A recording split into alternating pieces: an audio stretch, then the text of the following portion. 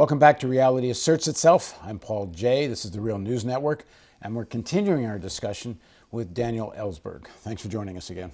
Good to be here. If I'm understanding what you're saying correctly, that with a hydrogen bomb, these kinds of firestorms and the kind of smoke that gets created, it doesn't matter about the second strike. A first strike is the end of all life. And if that's the case, it's not even a deterrent anymore. Well, being able to end life on Earth is a deterrent if you can make it plausible that you might do it. And actually, it's all too plausible that under various circumstances, this system might be set off. That's pretty deterrent, indeed, but it's at the cost of accepting the possibility of the destruction of civilization or of life. But we haven't quite gotten to why that is the effect. What the thermonuclear weapons did was to raise the level of damage out of the World War II category of tens of millions, 60 million, 10 times more than that, 600 million, and really twice as much as that if in various other calculations, a billion or so, perhaps a third of the population of the Earth at that time, which was 3 billion. Or now, the corresponding thing would be something more than 2 billion people. However, the smoke, rather than the radioactivity fallout from the thermonuclear weapons, turns out to be what kills nearly everyone. And that was a factor of a nuclear war that wasn't even considered till 1983, after the models, the computation models, of what happened to the dinosaurs had begun coming out in 1979, 80, 81. They began to look at what will happen to the smoke. Given that a firestorm caused by any nuclear weapon, like not just a few incendiaries, but any nuclear weapon will give you the firestorm effect with the extreme updraft, which lifts the smoke into the stratosphere where it doesn't rain out. Unlike even a lot of smoke in the troposphere or the lower atmosphere of the Earth, as in the Gulf War when the oil wells were burning in the desert, that smoke fairly soon came out of the air, did not have a global or even major regional effect. But the smoke that's lofted into the stratosphere by the nuclear weapons stays there for a decade or more. The first models only could look as far as a year or so, but even that meant that the smoke from a war between the US and Russia, with enough cities burning and lofted in the stratosphere, would reduce about 70% of the sunlight around the Earth, including the southern hemisphere. The radioactive fallout stays mainly in the hemisphere where the explosions occur. Winds from the equator keep it up there, basically. So the southern hemisphere is not so strongly affected. The smoke goes around the Earth very quickly, and it destroys all the harvests. In fact, it would create ice age conditions on the surface of the Earth, even in the summer, with frozen lakes and rivers and whatnot, but in particular, killing all the harvests worldwide. The global supply of food is about 60 days, concentrated in a few countries, like ours, that export a lot of grain or soybeans, like China as well. So we'd last months longer without exporting than other countries which would starve faster. But within a year, something like 97, 8, 9% of humans would have starved to death. Probably, these scientists have concluded recently, it would not mean extinction. 1% or less, or 2%, might survive in Australia and New Zealand, eating mollusks and fish from the oceans, but 98% would be gone, essentially. And you'd have, in other words, we have had all this time, without realizing it until the 80s, a doomsday machine. But we've maintained it. Oh, the doomsday machine, of course, is a notion that figures in Dr. Strangelove. It's the heart of the theme in the end. An idea invented at RAND by my then colleague Herman Kahn, who conjectured a deterrent system which would destroy all life on Earth automatically. But he said, That has never existed and will never exist. It's a concept, just to make a rhetorical point. But it kills too many people. In fact, everybody. So, as Teller said at the time, there could not be omnicide from his weapons, H-bombs. But he was thinking at that time about fallout, which was the idea, which was the mechanism, the effect involved in the movie On the Beach. And the DoD, the Department Department pointed out at the time, we don't have enough thermonuclear weapons to kill everybody with fallout, especially when the explosions are in the northern hemisphere and so forth. But the smoke would have done it just then. We had, or earlier, in fact, even with A-bombs, that's enough to burn the cities. By Truman's time, 1951-52, with 1,000 A-bombs now, mostly targeted on cities, if those had been used in the Berlin crisis or a little later in the Cuban crisis, we wouldn't be here.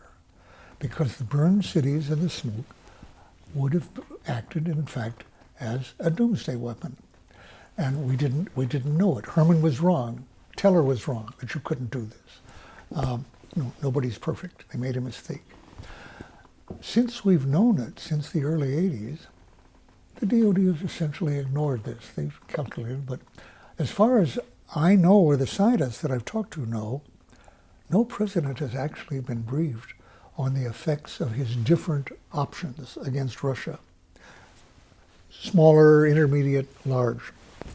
The smaller ones make no sense. In a conflict with Russia, escalation would be virtually certain. Doomsday would be virtually certain with the nuclear weapons.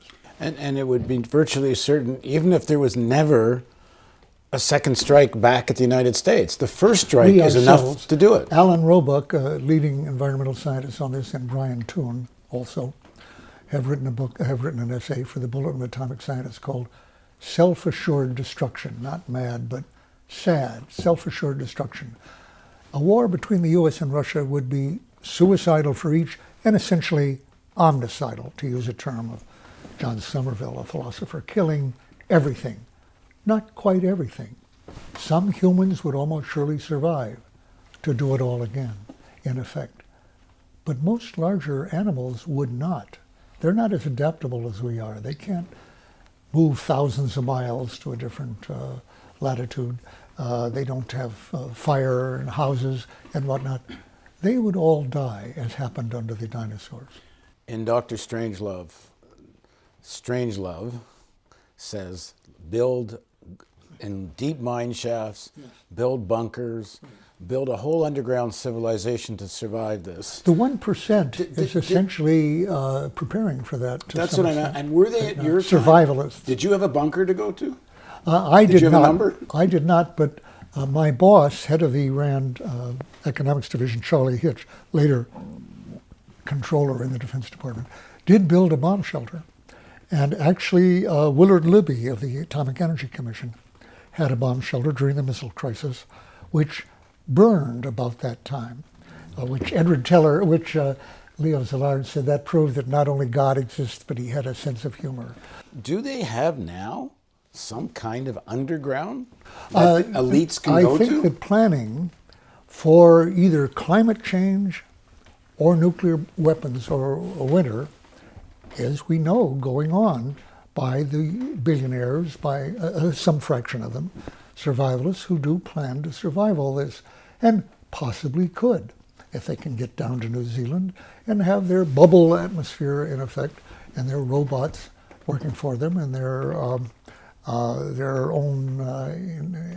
artificial sunlight and whatnot during this, grow some crops during that. I think they actually, some of them figure on surviving. It won't be America. It won't be anywhere that exists today, particularly. It'll be like living in a submarine, essentially. And some people do that for months at a time. And our nuclear submarines, each one of them capable of destroying most life on Earth. We have 14.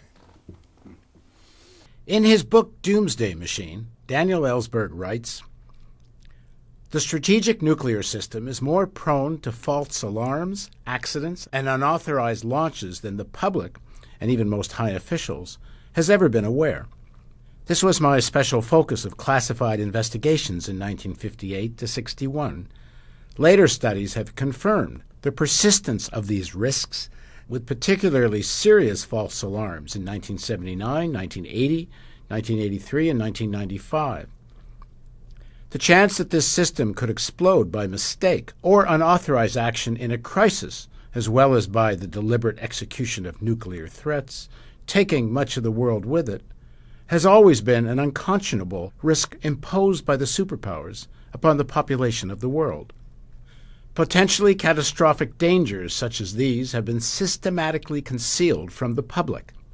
In 1961, I had learned as an insider that our secret nuclear decision-making policy, plans, and practices for general nuclear war endangered, by the JCS estimate, hundreds of millions of people, perhaps a third of the Earth's population.